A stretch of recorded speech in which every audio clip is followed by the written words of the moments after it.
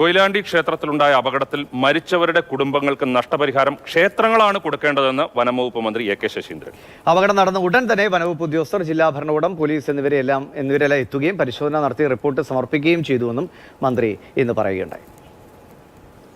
വളരെ ദാരുണവും നാടിനെ ഒരുപോലെ ഞെട്ടിച്ചതുമായ വലിയ ദുരന്തത്തിനാണ് ഈ പ്രദേശവും ക്ഷേത്രവും സാക്ഷ്യം വഹിച്ചത്. ബന്ധപ്പെട്ടവരെല്ലാം ഗവൺമെൻറ്റിന് റിപ്പോർട്ട് സമർപ്പിക്കുകയുണ്ടായി.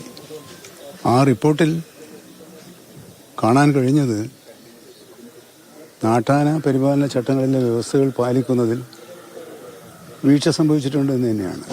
രണ്ടാമത്, വെടിക്കെട്ടുമായി ബന്ധപ്പെട്ട് വേണ്ടത്ര ശ്രദ്ധ കാണിച്ചോ എന്ന സംശയം ജില്ലാ ഭരണകൂടവും പ്രകടിപ്പിച്ചിട്ടുണ്ട്.